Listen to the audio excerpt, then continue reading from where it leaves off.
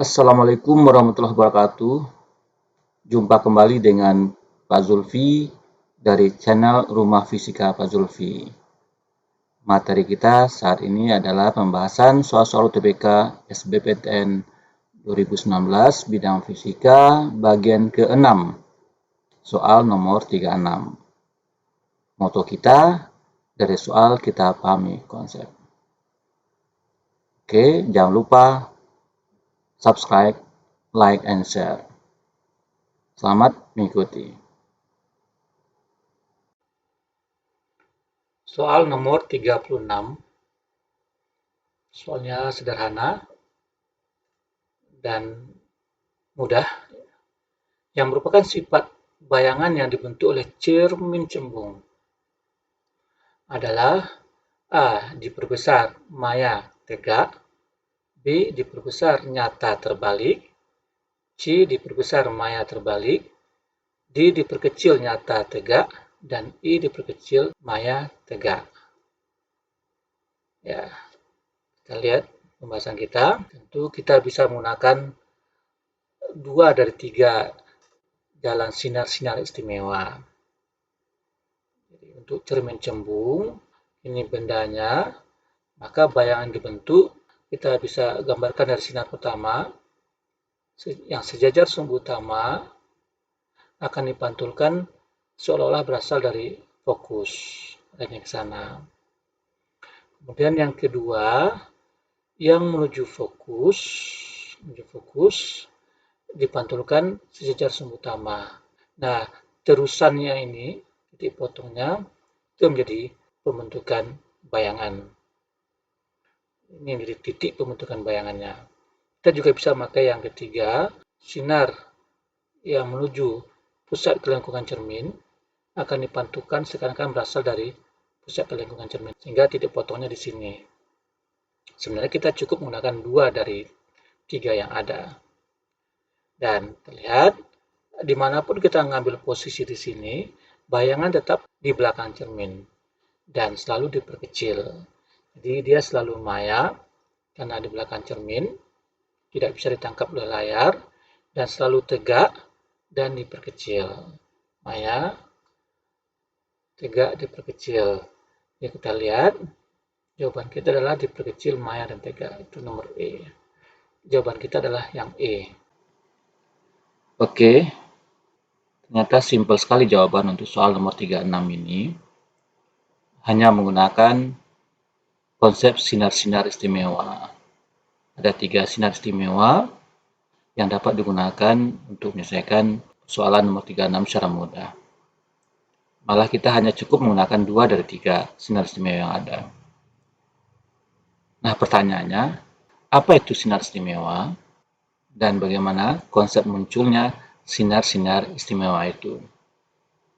Ini yang akan kita bahas selanjutnya. Kita sudah dapatkan dari pembahasan tadi bahwa sinar yang datang sejajar sumbu utama akan dipantulkan seolah-olah dari titik fokus cermin. Ini fokus cermin. Sejajar sumbu utama dipantulkan seolah-olah dari titik fokus cermin. Yang pertama. Yang kedua, sinar yang menuju titik fokus cermin akan dipantulkan sejajar sumbu utama.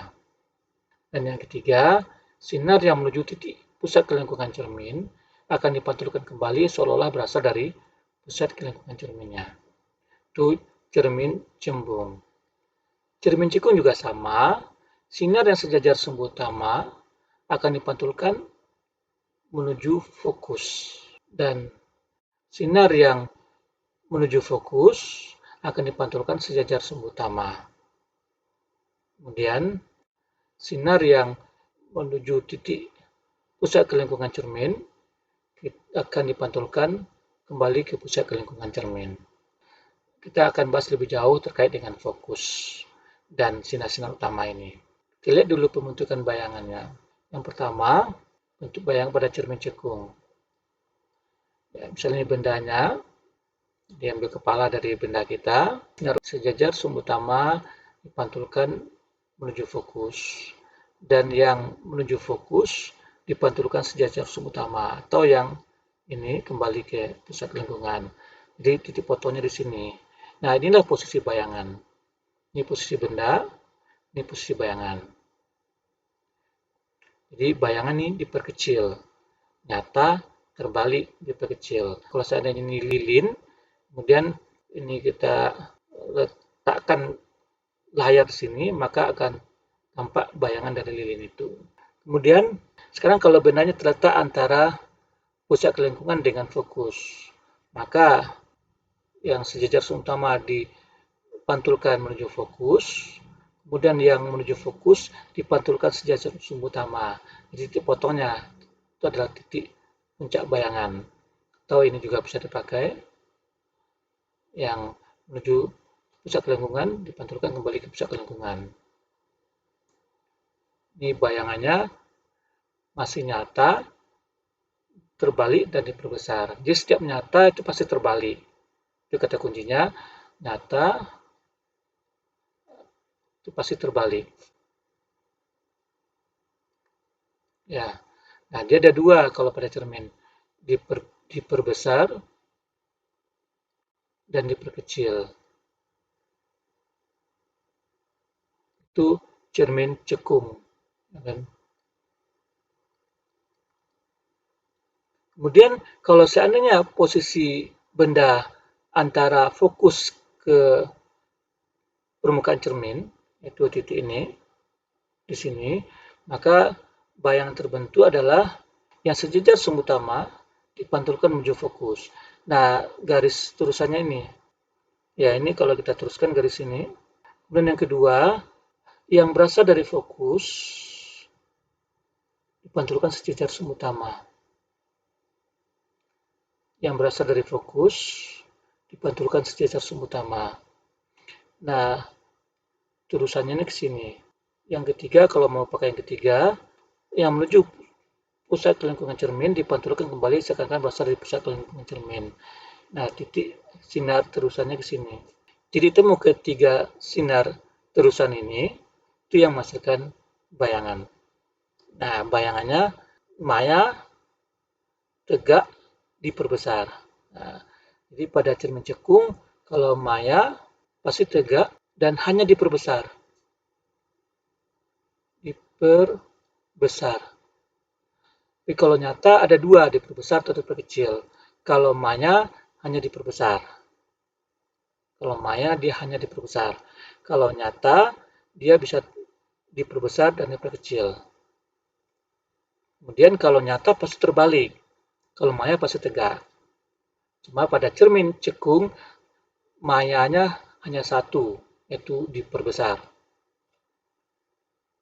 Nah, pada cermin cembung, ya ini bendanya, sinar yang sejajar sumbu utama dipantulkan seolah-olah berasal dari titik fokus, kemudian sinar yang menuju fokus dipantulkan sejajar sumbu utama, sinar yang menuju pusat kelingkungan cermin dipantulkan kembali sedangkan berasal dari pusat kelingkungan cermin. Sinar terusannya ini, titik potongnya menghasilkan bayangan di dalam cermin. Dan tentu bayangannya adalah maya, karena dia di dalam cermin. Dan uniknya selalu diperkecil. Jadi untuk cermin cembung hanya satu bayangan yang dihasilkan, itu maya juga diperkecil. Pada cermin cekung tadi ada bayangan nyata dan ada bayangan maya. Bayangan nyatanya ada dua dan bayangan mayanya satu yang selalu tegak diperbesar. Bayangan pada cermin cembung selalu maya tegak diperkecil. Ini selalu diperkecil. Pertanyaan selanjutnya, kenapa kita dapat melukiskan bayangan benda pada cermin melalui 3 sinar istimewa? Apa dasar teoretik untuk sinar-sinar istimewa itu? Jawaban atas pertanyaan ini dimulai dari hukum Snell untuk pemantulan. Ini ada cahaya yang datang pada suatu permukaan membentuk sudut theta D terhadap garis normal, kemudian akan dipantulkan dari permukaan membentuk sudut theta P terhadap garis normal juga. Maka pada peristiwa pemantulan ini, sudut datang theta D terhadap garis normal permukaan sama dengan sudut pantul theta P terhadap garis normal juga, atau theta D sama dengan theta P. Itu hukum Snell pada pemantulan. Nah, untuk benda yang berbentuk bola, itu garis normalnya adalah garis yang berasal dari pusat lingkaran. Ya, karena ini tegak lurus ya kan. Garis-garis normal ya garis yang berasal dari pusat lingkaran untuk benda yang berbentuk bola. Nah, sekarang kita perhatikan sinar yang menuju permukaan dipantulkan di sini. Nah, ini garis normalnya. Ini pusat kelengkungan cermin. Nah, ingat pusat kelengkungan cermin, garis normalnya merupakan perpanjangan dari jari-jari lingkaran. Jadi garis jari-jari itu merupakan garis-garis normal sebenarnya. Jarinya merupakan garis-garis normal karena tiga lurus terhadap permukaan. Jadi kalau kita ingin melihat bagaimana pantulan terjadi, itu garis normalnya adalah ini garis normal permukaan dari cermin kita, maka sudut ini harus sama dengan sudut ini. Itu kalau memenuhi hukum Snellius. Nah, kalau yang tiga lurus terhadap permukaan, itu berarti sudut datangnya 0 terhadap garis normal, maka dipantulkan tanpa mengalami pembelokan. Itu pada kasus ini adalah sinar yang datang dari pusat kelengkungan dipantulkan kembali ke pusat kelengkungan, karena sudut datangnya terhadap pusat kelengkungan itu sama dengan 0. Ingat bahwa pusat kelengkungan itu adalah merupakan garis normal terhadap permukaan cermin lengkung kita yang berbentuk bola ini. Nah, sekarang kita aplikasikan hukum Snell untuk pembentukan bayangan pada cermin cekung. Ingat ya, ini benda kita, maka ini cermin cekung kita. Garis sinar ke titik ini dipantulkan ke sini dengan sudut yang sama besar. Kemudian yang menuju pusat kelengkungan dipantulkan kembali dari pusat kelengkungan. Dan ini jarak benda ke cermin kita sebagai S. Bayangan kita diperoleh dari titik potong kedua sinar, itu sinar yang pantul yang pertama dengan pantul yang kedua yang dari pusat kelengkungan. Nah, ini bayangan kita, titik potongnya. Jarak bayangan ke sini sebagai S aksen. Dan R ini adalah pusat kelengkungan, jari-jarinya adalah R. Maka kita lihat, kita ambil bagian segitiganya ini, perhatikan segitiga kita dengan segitiga ini. Untuk benda ini segitiga besarnya, untuk bayangan ini segitiga kecilnya. Maka tangin theta kita tentu H dibagi S ini. Tanginnya H dibagi S semua. Sementara tangin theta yang sama, karena tetanya sama, itu min H per S. Min karena bayangan terbalik. Jadi tangin theta yang sama adalah min H per S. Kenapa sama? Ini berdasarkan hukum Snellius, ya kan?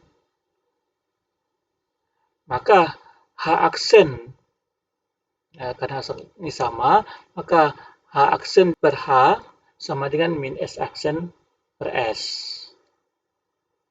Nah, ini yang sebagai pembesaran bayangan itu H aksen per H sama dengan min S aksen per S. Ini sebagai perbesaran bayangan. Sisi lain, kita perhatikan segitiga ini dengan segitiga yang ini. Yang sudutnya ini, kalau ini kita ambil alfa. Ini ambil alfa, jadi ini. Ini alfa, ini juga alfa. Dia berseberangan dalam, jadi sudutnya sama besar. Tangin alfa kita adalah H dibagi S dikurang R. Karena jarak ini tadi kan S dikurang R, jadi ini. Ini jaraknya kan S dikurang R. Jadi tangennya H dibagi ini. Tangin alfa adalah H dibagi S dikurang R. Sementara tangin alfa yang sama, itu yang ini. Nah, H aksen dibagi jarak ini. R dikurang S aksen tetap melibatkan minusnya karena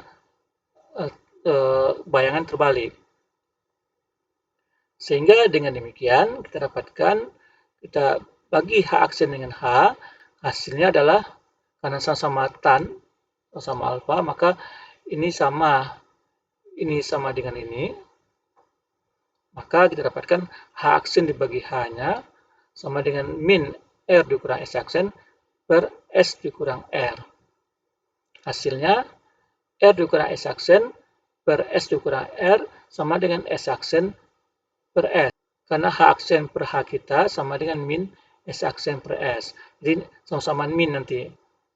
Ini sama dengan minus S aksen per S, sehingga minus hilang. Jadi R kurang S aksen per S dikurang R sama dengan S aksen per S. Kita olah, kita dapatkan 1 per S tambah 1 per S aksen sama dengan 2 per R. Ya, ini kali silang aja dulu ya. Kali silang, kita dapatkan ini.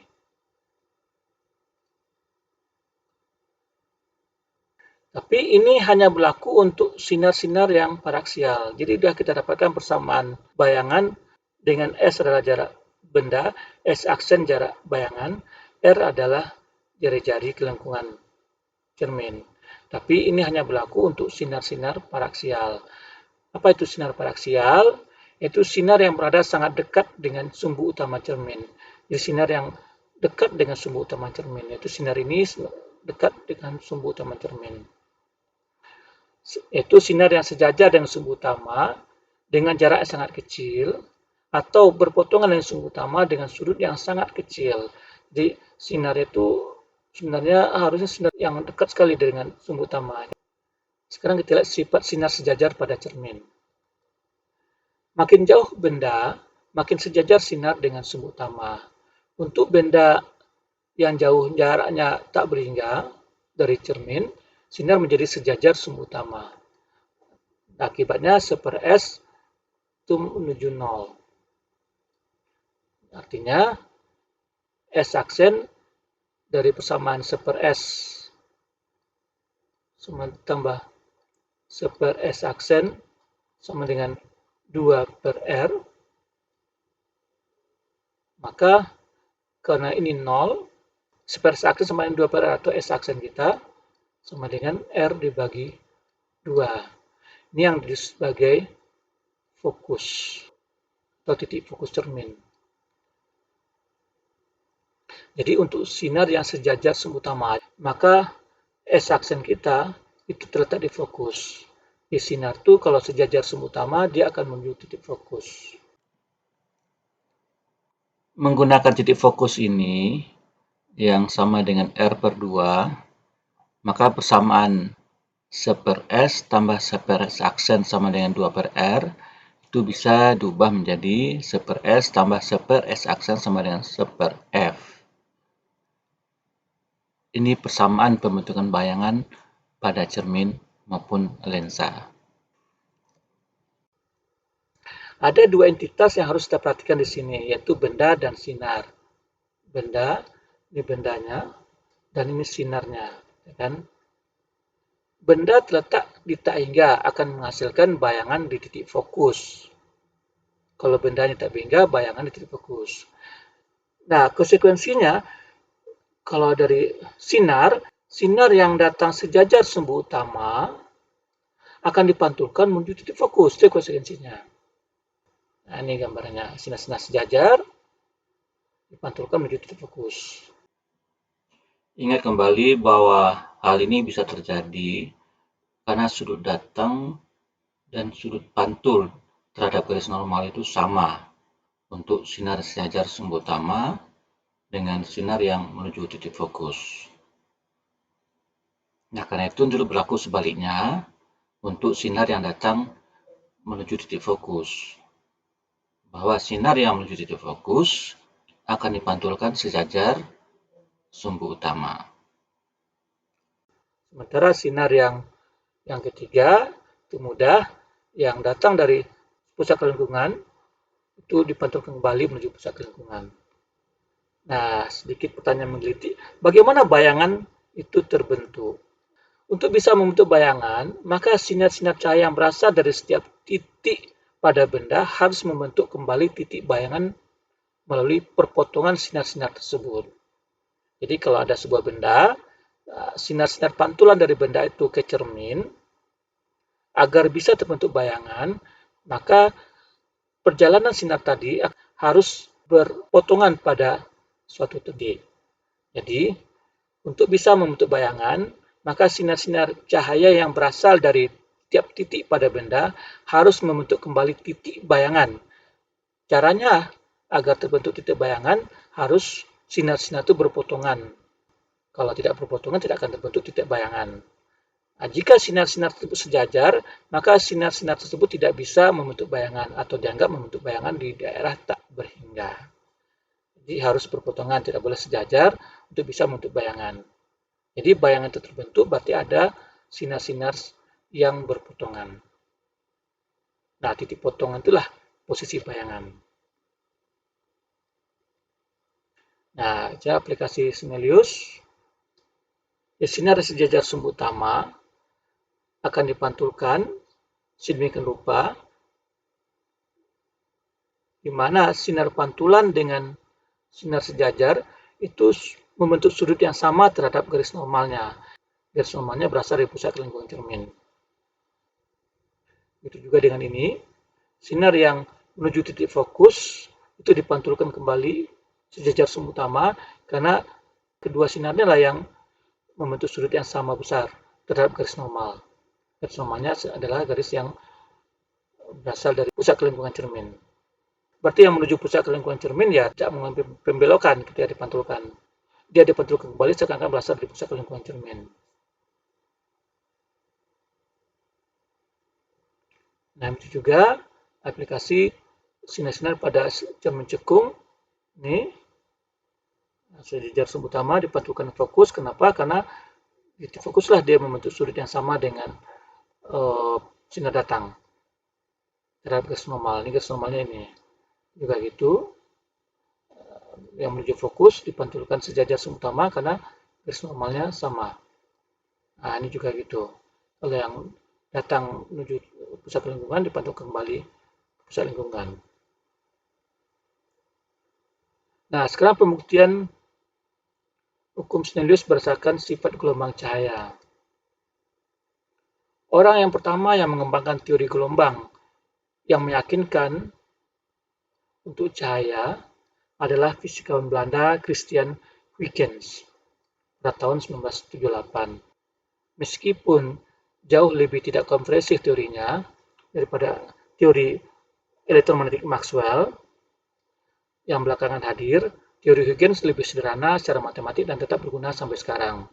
Keuntungannya yang luar biasa adalah bahwa teori ini mengungkapkan hukum pemantulan dan pembiasan dalam gelombang cahaya yang memberikan makna fisik terhadap indeks bias.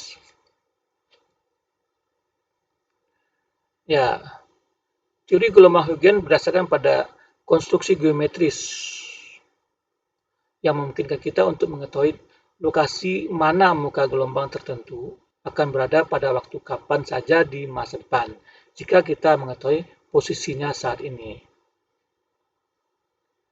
Di teori Huygens didasarkan pada konstruksi geometris yang memungkinkan kita untuk mengetahui di lokasi mana muka gelombang tertentu akan berada pada waktu kapan saja di masa depan jika kita mengetahui posisinya saat ini. Muka-muka gelombang itu adalah ini. Ya, ini muka-muka gelombang kita. Ini juga muka-muka gelombang. Ini muka gelombang ya.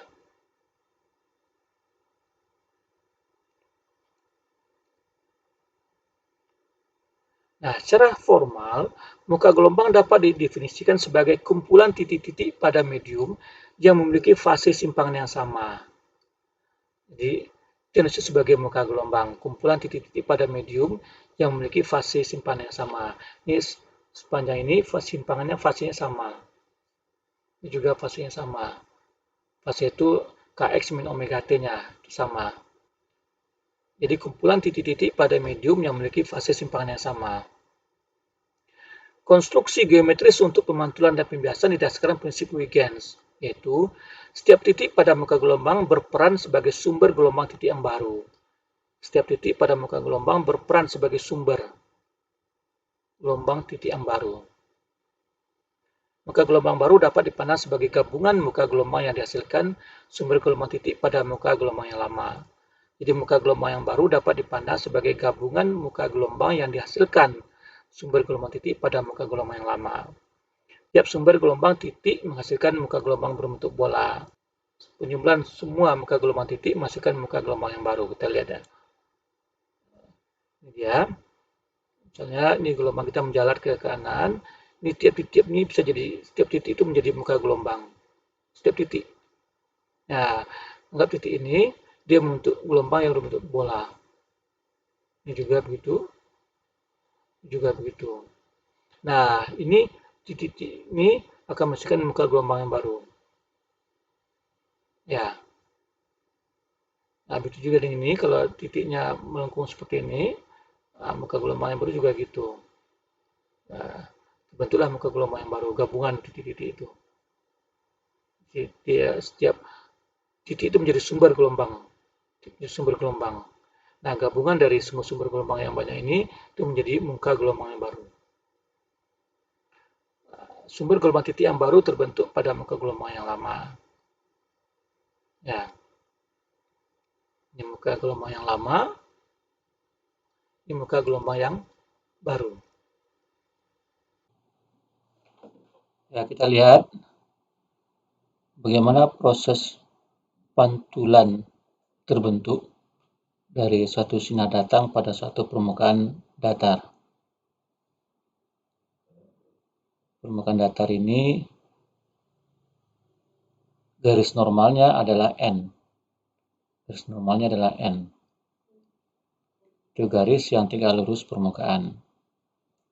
Misalkan sinar datang dengan sudut I terhadap garis normal dan kemudian dipantulkan dengan sudut I aksen terhadap garis normal.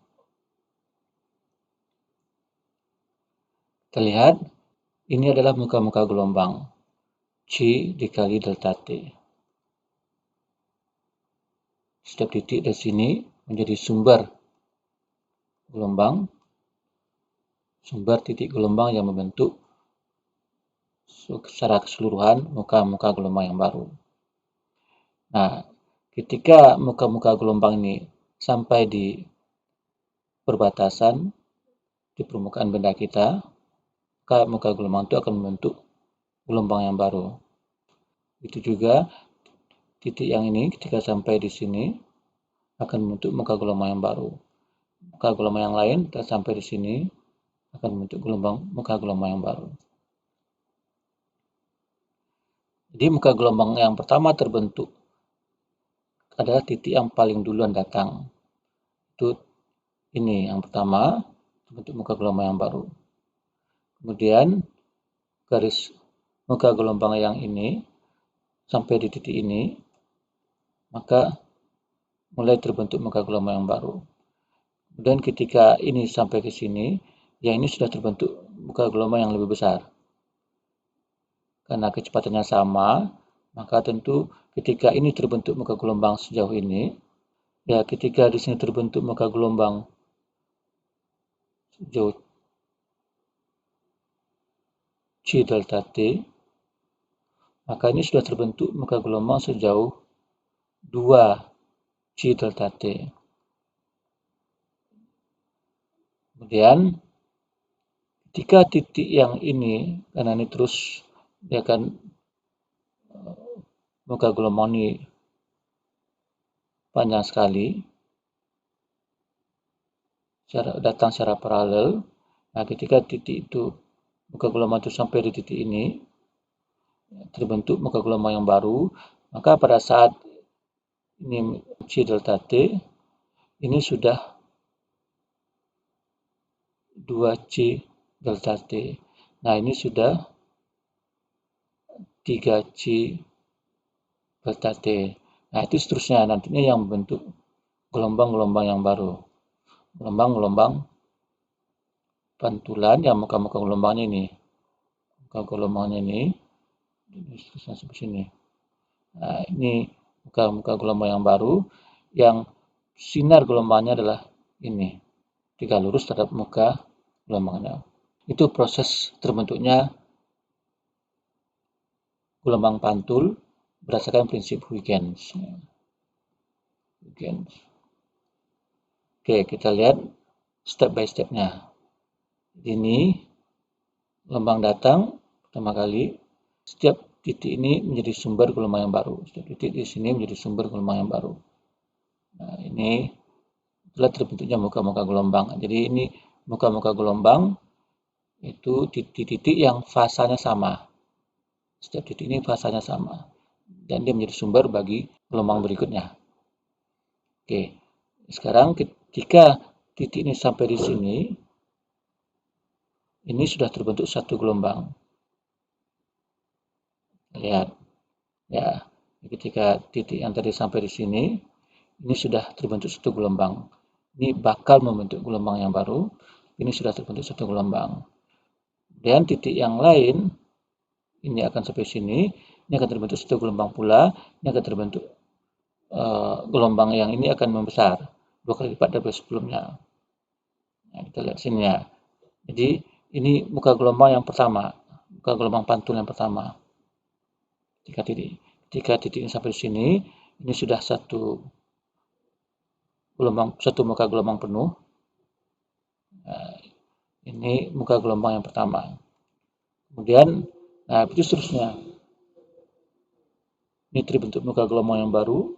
Ini sudah muka gelombang ini sudah berkembang, sudah bergerak sejauh 2 C delta T, ya kan. Ketika ini bergerak sebesar C delta T, ini sudah 2 C delta T, maka ini menjadi muka gelombang yang baru di sini. Seterusnya, nah, ini adalah sinar gelombangnya. Ini muka-muka gelombang yang pantulkan.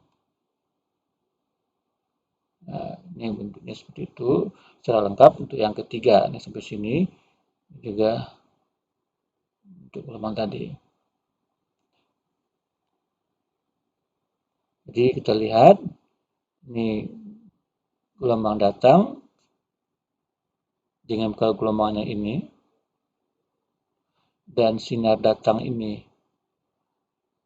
sudut datanya adalah I. Kemudian setelah itu ini pantulannya berdasarkan prinsip Huygens tadi, dengan ini muka-muka gelombangnya. Pantulan ini sudut pantul adalah I aksen, dan ini adalah muka gelombangnya. Nah, kita perhatikan ini membentuk satu segitiga yang alasnya sama atau sisi miringnya sama. Dan ini AB, ini A aksen, B aksen. Dan ini sudutnya sama-sama 90 derajat. Sekarang bagaimana sudut ini, I, karena sudut I ini kan sama dengan ini, karena ini 3 lurus, ini 3 lurus, ini dengan ini 3 lurus, sementara ini sudutnya I, maka ini tentu 90 kurang I. Dan karena ini dengan ini 3 lurus, maka kalau ini 90 kurang I, maka ini sudutnya I. Jadi ini sama dengan ini. Begitu juga aksen ini sama dengan ini. Jadi perhatikan bahwa garis sinar B A aksen itu panjangannya adalah C delta T. Ini menggambarkan jarak yang ditempuh oleh cahaya dari B ke A aksen, itu C delta T. Sementara garis sinar pantul itu AB aksen, panjangnya juga C delta T, sama dengan jarak yang ditempuh oleh sinar datang, karena keduanya pada medium yang sama, itu medium udara. Jadi BA aksen sama dengan C delta T, AB aksen juga C delta T. Segitiga A aksen B sama dan sebangun dengan segitiga A aksen, B aksen. Nah, karena B A aksen sama dengan A B aksen, kanan B A aksen sama dengan A B aksen, sementara sudut B sama-sama 90 dan A aksen juga sama baik untuk segitiga yang pertama maupun yang kedua. Karena itu haruslah sudut ini sama besar. Ya, karena sama-sama 90, ini juga sisi milinya sama-sama berimpit, segitiganya sama dan sebangun, maka karena ini sama-sama 90, sama dan sebangun segitiganya, maka sudut ini harus sama dengan I aksen. Jadi, sudut sinar datang sama dengan sudut sinar pantul terhadap garis normal. Inilah yang kita kenal sebagai hukum pemantulan Snell, atau biasa kita kenal dengan Snellius. Oke, cukup sementara untuk pembuktian hukum Snell yang menjadi dasar pembentukan bayangan pada cermin, baik cermin datar maupun cermin cekung atau cembung. Terima kasih Anda semua. Kita tutup dengan ucapan hamdalah. Alhamdulillahirabbil alamin. Billahi taufiq wal hidayah. Assalamualaikum warahmatullahi wabarakatuh.